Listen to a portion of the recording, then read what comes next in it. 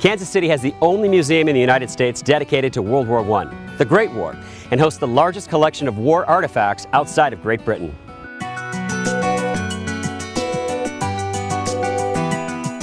Before there was this incredible museum, there's a really special story to talk about the monument built outside. I'm so impressed how quickly they raised the funds. Back in 1920. Back in 1920, they raised $2.5 million in 10 days. The memorial's been watching over the city for the last almost 100 years or so.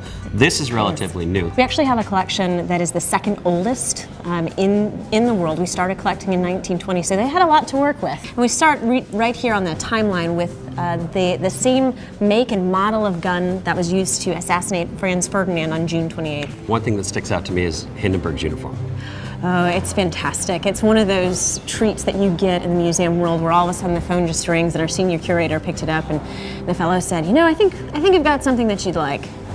A coat. A coat? A coat. Oh, well, it happened to be Hindenburg's coat. And our senior curator said, I'll be there in 4 hours. Just let me get in my car. Nice.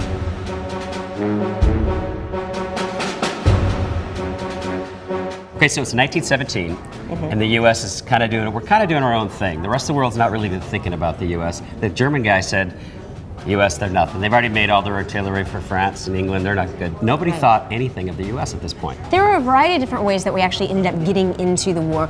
You already mentioned one of them, which is that we provided a lot of the goods needed for the war effort. You would want to be a fairly thin farm boy to be in that tank, and you can see the doors right there, so it's actually a really tight fit. You'd feel a little bit like a sardine. So when you describe this museum to people outside of Kansas City, it's a little bit of a forgotten war, sometimes here in the United States.